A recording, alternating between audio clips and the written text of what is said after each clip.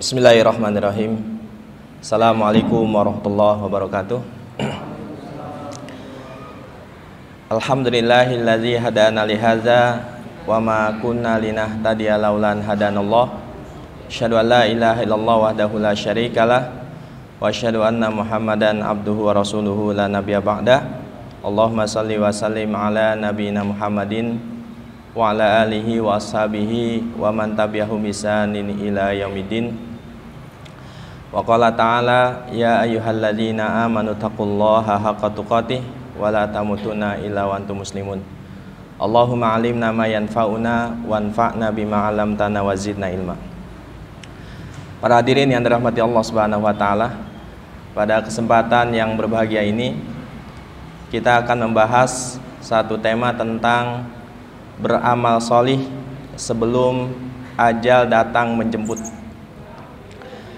Tema ini memberikan motivasi kepada kita para orang tua yang sudah diberikan kesempatan hidup di dunia oleh Allah Subhanahu wa taala dengan umur yang panjang, dan juga motivasi bagi para remaja anak muda karena kematian datang tanpa meminta izin terlebih dahulu. Kematian adalah rahasia Allah Subhanahu wa taala. Tidak ada yang mengetahui kapan datangnya kematian kecuali Allah Subhanahu wa taala. Allah Subhanahu wa taala berfirman, "Innallaha indahu ilmus sa'ah wa yunazzilul ghais wa ya'lamu ma fil arham wa ma tadri nafsum madza taksibu ghadan wa ma tadri nafsum bi ayyi ardin tamut. Innallaha alimun khabir." Sesungguhnya hanya pada sisi Allah saja ilmu tentang hari kiamat. Dialah yang menurunkan hujan dan mengetahui apa yang ada di dalam rahim. Tidak ada seorang pun yang tahu apa yang akan ia kerjakan besok, dan tidak ada seorang pun yang tahu di mana dia akan meninggal dunia. Sesungguhnya Allah Subhanahu wa taala Maha mengetahui. Setiap manusia diberikan kesempatan hidup oleh Allah Subhanahu wa taala, terkhusus umat Nabi Muhammad SAW, rata-rata usianya antara 60 sampai 70 tahun. Rasulullah SAW bersabda, "A'maru ummati baina sitin ila sab'in wa aqalluhum man yajuzu dzalik." Usia umatku antara 60 sampai 70. Sedikit sekali yang melewati dari 60 sampai 70 tahun. Nah, hadis ini menunjukkan bahwa usia hidup manusia di dunia begitu singkat jika dibandingkan dengan perjalanannya ketika ia meninggal dunia sampai menuju tempat akhirnya, surga atau neraka. Ketika manusia dikumpulkan Allah Subhanahu wa taala di padang mahsyar, para ulama mengatakan bahwa masa menunggu mereka hingga dihisab oleh Allah Subhanahu wa taala adalah 50.000 tahun. Jadi 60 sampai 70 ini bandingannya jauh dengan masa menunggu manusia di padang mahsyar selama 50.000 tahun. Nah, maka dari itu kesempatan hidup di dunia ini harus dimanfaatkan dengan sebaik-baiknya dengan kita beriman dan beramal solih, ikhlas karena Allah Subhanahu wa taala. Kematian akan datang menjemput sekalipun manusia berada di benteng yang kokoh. Aina ma takunu yudrikumul maut wala kuntum fi burujim musyayadah. Ya, di mana saja kalian berada, kematian akan datang sekalipun kalian berada di benteng yang sangat kokoh. Ketika kematian sudah datang menjemput, maka harapan manusia saat itu hanya satu, yaitu mereka dikembalikan kembali ke dunia hanya untuk beramal dengan satu amal solih saja. Tidak usah banyak-banyak, hanya satu amal solih. Namun bagi mereka yang telah masuk ke dalam neraka dan tidak bisa keluar karena mereka tidak beriman dan beramal solih, Allah Subhanahu wa taala memiliki paling tidak 3 jawaban, sehingga mereka tidak bisa dikeluarkan dan mereka tidak memiliki alasan. Mari kita tadabburi firman Allah Subhanahu wa taala di dalam surat Fatir ayat 36 sampai 37. Allah Subhanahu wa taala berfirman, "Walladzina kafaru lahum naru jahannam la yuqda 'alaihim fayamutu wa la yukhaffafu 'anhum min 'adzabiha kadzalika najzi kulla kafur wa hum yastarikhuna fiha rabbana akhrijna na'mal salihan ghairal ladzi kunna na'mal awalam nu'amirkum ma yatazakkaru fihi man tazakkar wa ja'akumun nadhir fazuku famaliz zalimina min nasir." Balasan bagi orang-orang kafir adalah azab neraka jahanam. Mereka tidak dibinasakan sehingga mereka mati, dan tidak pula diringankan azab neraka bagi mereka.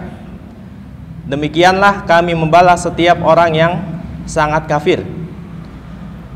Di dalam neraka mereka berteriak, "Wahai Rabb kami, keluarkanlah kami, niscaya kami akan mengerjakan amal solih, tidak seperti apa yang telah kami kerjakan dahulu ketika di dunia."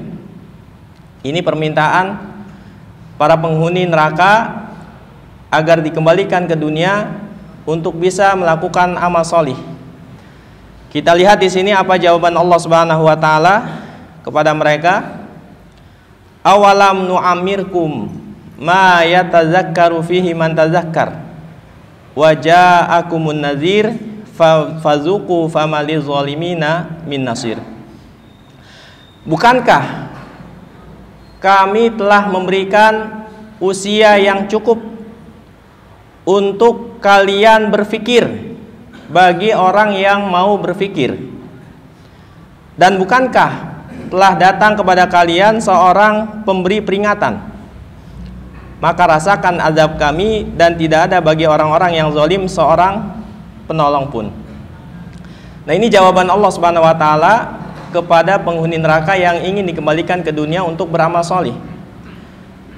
Alasan Allah Subhanahu wa taala tidak mengeluarkan mereka yang pertama adalah mereka telah diberikan usia yang cukup untuk beramal. Para ulama banyak sekali memberikan jawaban terkait berapa usia yang cukup untuk seseorang beramal di dunia ini. Ada yang mengatakan bahwa usia yang cukup untuk manusia beramal di dunia ini adalah ketika mereka memasuki usia balik. Berdasarkan sabda Nabi SAW, "Rufi'al qalam an salasatin, anis sobi hatta yablugha, wa anin naim hatta yastaiqid, wa anil musab hatta yukshaf anhu." Pena catatan amal akan diangkat dari 3 golongan. Yang pertama adalah dari seorang anak kecil hingga ia memasuki usia balik. Kemudian yang kedua adalah seorang yang tidur hingga dia bangun, dan yang ketiga adalah seorang yang gila sampai dia sembuh. Ada juga yang mengatakan usia yang cukup untuk seseorang beramal adalah ketika dia memasuki usia 17 tahun. Ada yang mengatakan 18, ada yang mengatakan 20, dan juga ada yang berpendapat hingga dia diberikan usia sampai 40 tahun. Ini berdasarkan firman Allah Subhanahu wa taala di dalam surat Al-Ahqaf.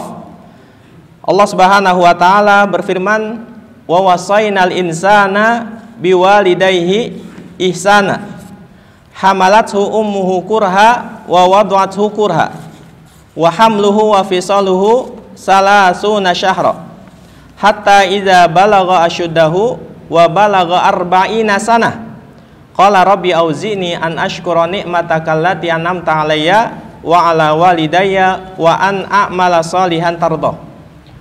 wa aslih li fi dzurriyyati inni tubtu ilaika wa inni minal muslimin. Aku perintahkan kepada manusia agar berbuat baik kepada kedua orang tua. Ibunya telah mengandung dengan susah payah dan melahirkannya dengan susah payah.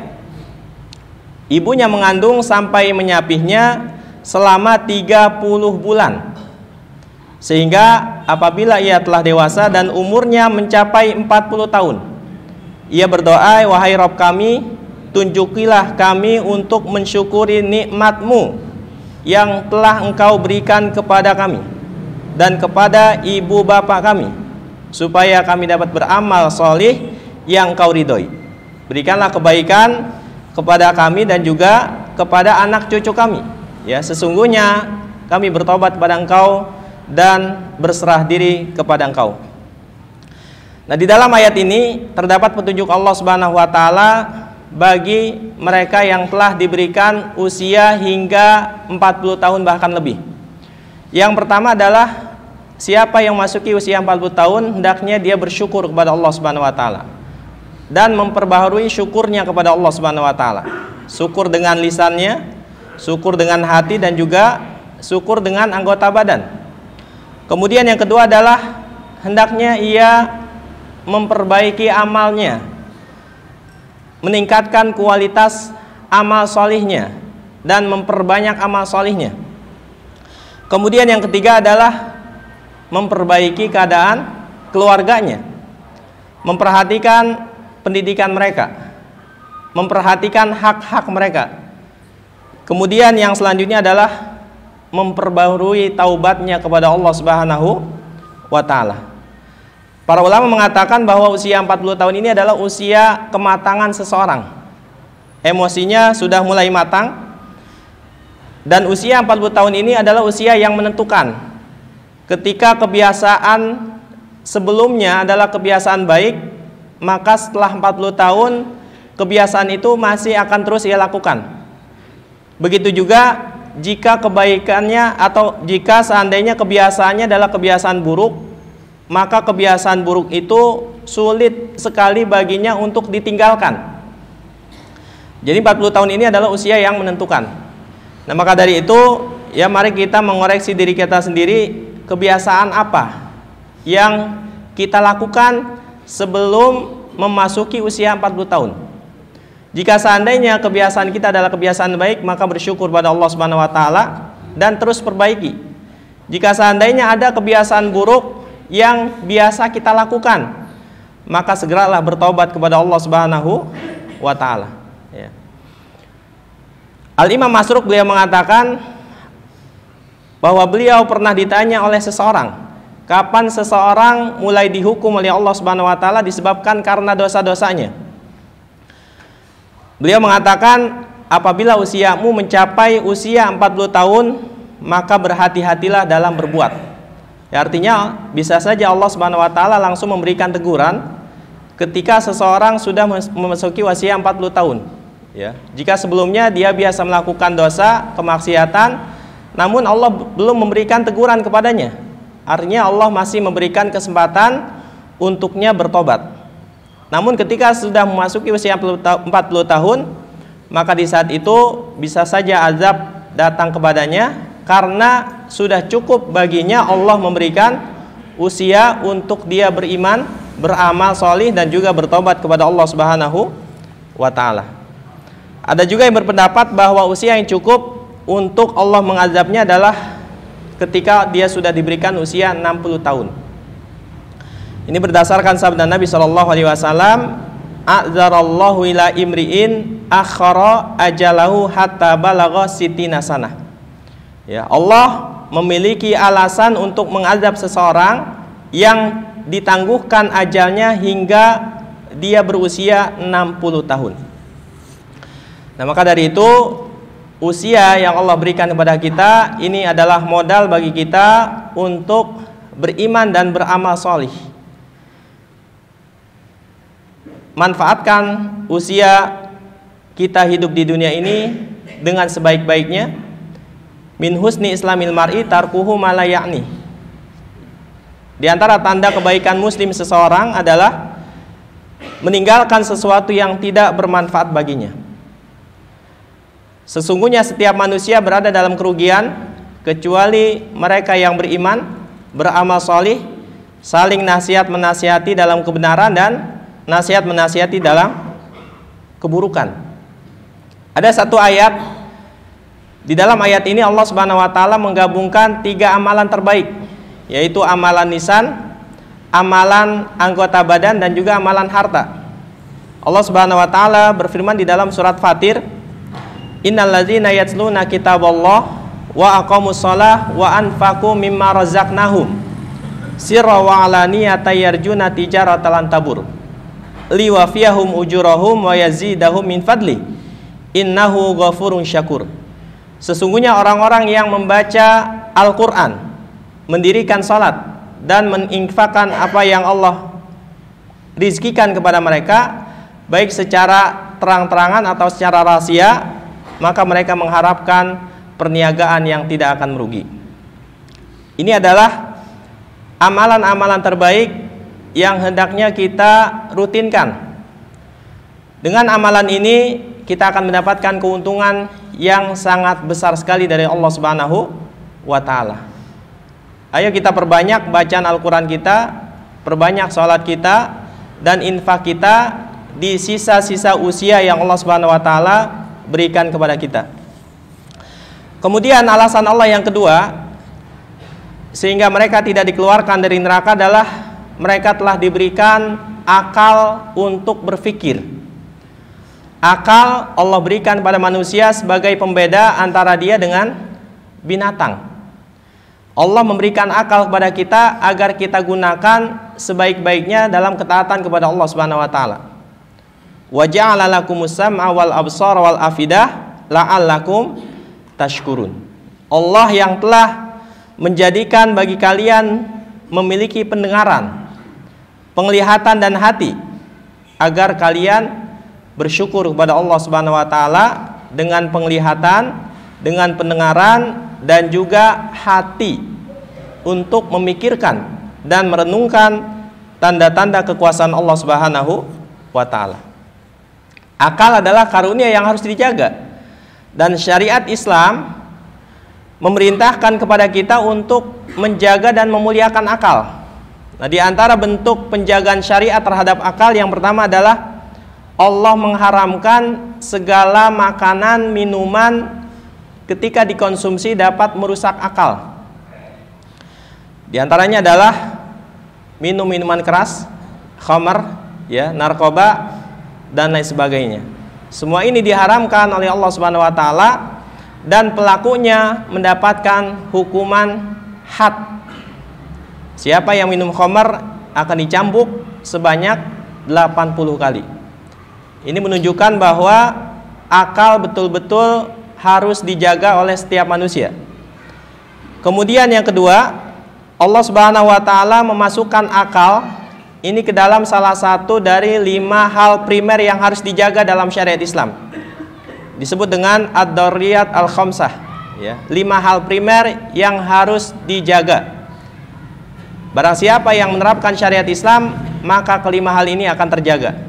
Yang pertama adalah menjaga agama, yang kedua menjaga jiwa, yang ketiga menjaga keturunan, yang keempat menjaga akal, dan yang kelima adalah menjaga harta. Ini adalah salah satu, ya, hal yang menunjukkan bahwa akal ini harus dimuliakan oleh setiap manusia.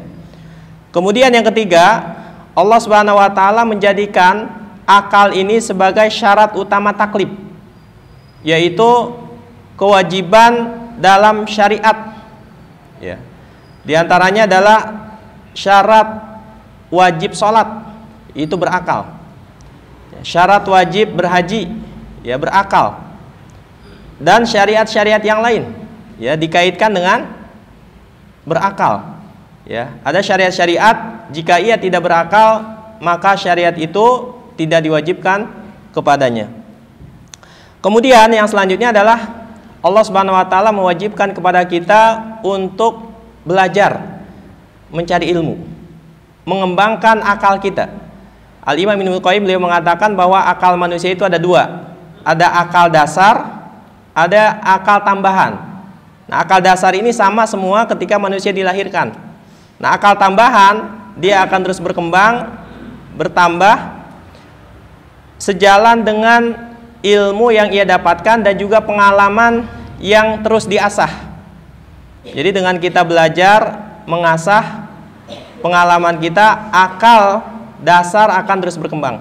Sehingga akal setiap manusia pada akhirnya akan berbeda antara satu dengan yang lain, ya, sesuai dengan ilmu yang ia dapatkan dan juga pengalaman yang ia dapatkan. Kemudian terkait dengan perintah memuliakan akal, Islam melarang kita untuk mempelajari hal-hal yang dapat merusak pola pikir kita. Ya, jadi jangan membaca atau mempelajari atau mendengarkan ilmu-ilmu yang dapat merusak akal kita. Karena apa yang kita pelajari, apa yang kita dengar, ini akan mempengaruhi pola pikir kita. Ini yang kedua. Kemudian yang ketiga, Allah Subhanahu wa taala, ya,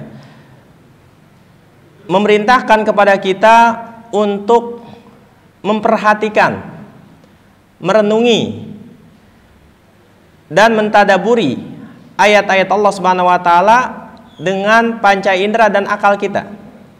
Allah Subhanahu wa taala berfirman, "Awalam yanzuru fi malakutis samawati wal ard wa ma khalaqallahu min syai'." Apakah mereka tidak melihat dan memperhatikan kerajaan Allah di langit dan bumi serta segala sesuatu yang diciptakan oleh Allah Subhanahu wa taala. Nah, melihat, memperhatikan, mentadaburi, alatnya adalah panca indera dan akal. Nah, bagaimana orang yang dia tidak menggunakan akalnya, ya, untuk memikirkan ayat-ayat Allah Subhanahu wa taala yang ada di alam semesta dan ada yang ada di Al-Qur'an? Pada akhirnya mereka akan dimasukkan ke dalam neraka. Wa qalu law kunna nasma'u aw naqilu ma kunna fi ashabis sa'ir. Ya, penghuni neraka mereka mengatakan, jika seandainya kami dulu mendengar dan, ya, memikirkan peringatan Allah Subhanahu wa taala, niscaya kami tidak termasuk di antara penghuni neraka yang menyala-nyala. Ya, jadi gunakan akal kita dengan sebaik-baiknya, dijaga, dimuliakan sesuai dengan aturan syariat Allah Subhanahu wa taala. Ya, mereka yang tidak menggunakan akalnya, maka mereka lebih sesat daripada binatang ternak. Ya, walaqad zara'na li jahannama katsiran minal jinni wal ins lahum qulubun la yafqahuna biha wa lahum a'yunun la yubsiruna biha wa lahum azanun la yasma'una biha ulaika kal an'ami bal hum adall ulaika humul ghafilun. Ya, sesungguhnya kami jadikan penghuni neraka jahanam kebanyakan dari jin dan manusia. Mereka memiliki hati namun tidak digunakan untuk memahami ayat-ayat Allah. Mereka mempunyai mata, tidak digunakan untuk melihat tanda-tanda kekuasaan Allah. Mereka juga memiliki telinga, tidak digunakan untuk mendengarkan ayat-ayat Allah Subhanahu wa taala. Pada akhirnya mereka seperti binatang ternak, bahkan lebih sesat. Ya, maka dari itu sekali lagi gunakan akal kita sesuai dengan syariat Allah Subhanahu wa taala. Kemudian yang ketiga, alasan Allah Subhanahu wa taala tidak mengeluarkan penghuni neraka dari neraka adalah telah datang kepada mereka peringatan. Ada dua pendapat dalam hal ini yang dimaksud dengan peringatan. Awalam nu'amirkum ma yatazakkaru fihi man tazakkar wa ja'akumun nazir. Pendapat yang pertama yang dikatakan oleh Al-Imam Ibnu Jarir At-Tabari, beliau mengatakan bahwa peringatan yang dimaksud dalam ayat ini adalah telah diutusnya Nabi Muhammad SAW dan juga para nabi untuk umat-umat sebelum beliau. Allah Subhanahu wa taala berfirman, hadza naziru minan nuzuril ula. Ini adalah seorang pemberi peringatan di antara pemberi peringatan yang telah lalu. Dan pendapat yang kedua mengatakan bahwa peringatan dimaksud sini adalah uban. Ya, uban adalah rambut putih yang ada di kepala kita, di jenggot kita, di kumis kita, ya, ini merupakan peringatan dari Allah Subhanahu wa taala, ya. Ada kalanya manusia lupa jika dia senantiasa diberikan kekuatan oleh Allah Subhanahu wa taala, ya. Jadi uban ini merupakan tanda kasih sayang Allah Subhanahu wa taala kepada manusia, agar dia teringat bahwa sebentar lagi ajal akan datang menjemput. Ya, diiringi dengan usia kita yang menambah, fisik kita semakin melemah, kemudian tulang-tulang juga semakin rapuh, kemudian gigi semakin rontok, dan tanda-tanda fisik yang lain. Ini merupakan tanda-tanda yang jelas akan datangnya sesuatu yang gaib, yaitu kematian.